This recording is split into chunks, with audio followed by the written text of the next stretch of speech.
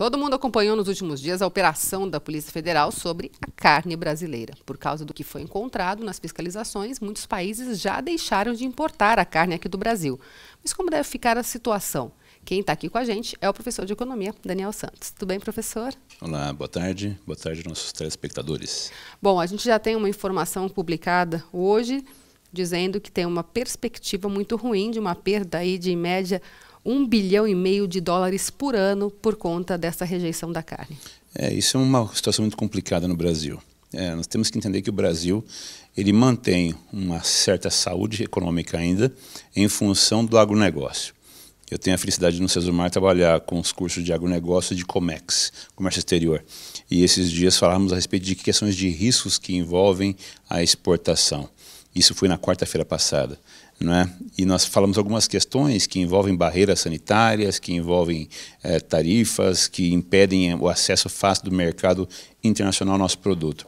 O Brasil ele vem pavimentando há muitos anos esse trabalho com eficiência e controle.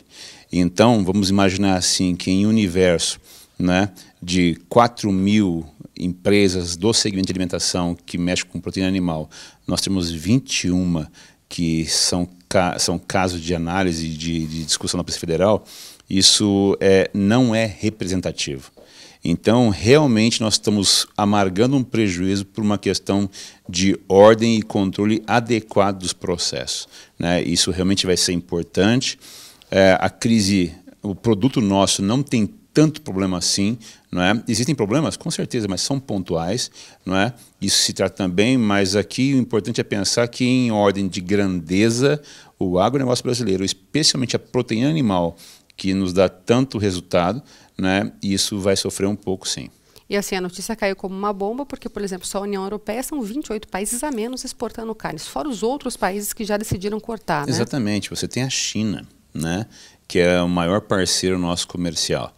A China já deu sinais, e mesmo que o nosso produto na China seja bom, se nós mantivermos esse produto lá parado nos portos, em câmara fria, por 10 dias a mais que programado, toda a margem de ganho que existia antes já é liquefeita, ela já se desfaz. Isso significa então que quem exportou vai ter que ceder uma pressão que muitas vezes não é legal, né? Mas que é fundamentada apenas na especulação, já que se disse no Brasil que nós temos tantos problemas assim. Então, nós estamos agora sentindo o efeito negativo de uma gestão mal realizada de uma crise.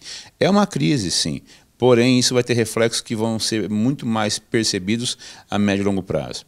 Alguém falou para mim assim hoje, mas Daniel, com a carne não podendo ser exportada, nós não vamos ter no Brasil mais carne mais barata?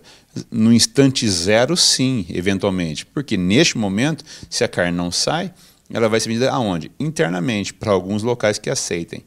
E então, no instante zero, que nós temos estoques, eu vou ter demanda menor e oferta maior. Porém, a médio e longo prazo, o que vai ocorrer é que nós vamos ter demissões. Já tem demissões, já né? Temos Inclusive, demissões, já foram anunciadas demissões já hoje. Em Curitiba, em Colombo, né, demissões, redução de rentabilidade, o PIB brasileiro vai ficar mais fraco e aquilo que hoje dava para a gente essa vantagem e que tornava positiva o balanço comercial vai cair por terra. Então, foi infeliz realmente essa forma de abordar o problema, né? Por quê? Porque para resolver um problema menor, criar um problema que é absolutamente descomunal. Não precisava ser dessa maneira. Agora eu vou te fazer uma pergunta até de cunho pessoal, professor. O senhor acha que o brasileiro, claro, não todos, mas ainda tem aquela coisa de dar um jeitinho para tirar vantagem? Olha, o que a gente pode perceber é que existem empresas e empresas. Existem empresários, existem empregados, existem diversos padrões de negócio pelo Brasil e pelo mundo. Eu conheço quase todos os estados do Brasil. E eu já estive em alguns lugares que é assustador, né? O que acontece é que esses lugares estão vinculados a regiões que têm o mesmo grau de exigibilidade. Vamos pensar que quando a gente fala em nível de alimentos, em nível de empresas, existe uma série de cadeias de processo de inspeção que trazem essa garantia de qualidade. Eu não estou defendendo aqui um segmento ou outro, eu estou dizendo apenas que o que ocorre na realidade é que existem etapas de verificação. E o que ocorre é que esses problemas acontecem, sim, mas são problemas pontuais, focais, né, que estão limitados a questões geográficas ou de algumas empresas especificamente. Então, o nosso jeitinho de acertar algumas questões, de garantir concorrência, deve ter espaço. Alguém tem feito isso sim. A grande questão nossa é que isso, com certeza, é limitado a alguns pontos, algumas empresas. Então, se alguém me perguntar, para de comer carne? De jeito nenhum, não paro. Ah, mas tem papelão no frango. Que jeito vai ter papelão no frango? É impossível. Você pega o frango e você olha. Ah, eu recebi um vídeo que alguém injeta água no frango. Pode ser. Né? Mas o que acontece é que, apesar disso acontecer e ser fraude, né, que a gente sabe que isso é ilegal, o problema nosso maior diz respeito à contaminação, à saúde. Eu falava ontem na sala de aula, eu brincava com o pessoal, né, da área de recursos humanos, que eles perceberam essa dimensão de desemprego muito facilmente. Né? Eu falei, se alguém quer ter certeza do que está comendo, vai ter que criar frango em casa, não é? Mas que exagero. Mas se você quiser saber o que exatamente você está comendo, vai ter que criar frango em casa. Eu tenho um amigo que é italiano que faz presunto em casa, num quarto que tem separado, ele sabe o que está comendo. Agora, a grande questão nossa é que nós temos que realmente cobrar resultados e ter certeza de que a sanidade, né, a questão fitossanitária está sendo cumprida. Né? Por quê? Porque se as pessoas abdicarem disso, o que a gente vai voltar a fazer é voltar para a era medieval. Não é? O que acontece hoje em dia é que nós temos um processo de evolução e o Brasil tem cumprido com eficiência essas questões que são de ordem sanitária. Né? E isso tem reflexo no mercado. Se não fosse assim, nós não teríamos avançado tantos anos e tão rapidamente no mercado mundial. O maior produtor de proteína animal do mundo é o Brasil. Né? Em frangos, em aves, né? Em boi também, e além também do complexo soja.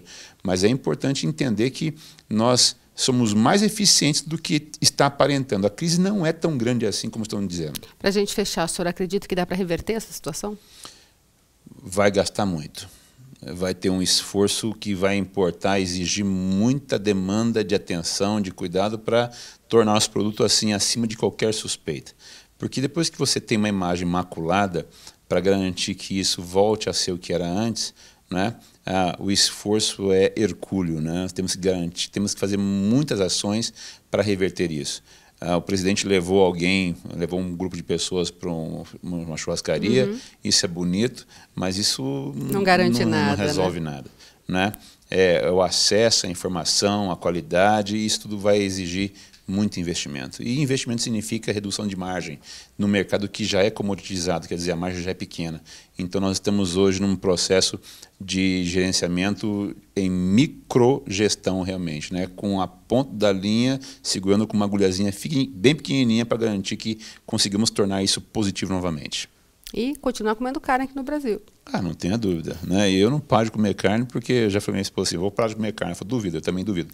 Né? Mas a carne brasileira é excelente, é a melhor carne do mundo. Eu já comi bistecas de ribeye, que a gente chama nos Estados Unidos, não tem o sabor da nossa carne. E não vai ser uma discussão sobre 21 unidades em um universo de 4.000 empresas do Brasil que vai mudar esse fato. Obrigada, professor, pela sua participação mais uma vez.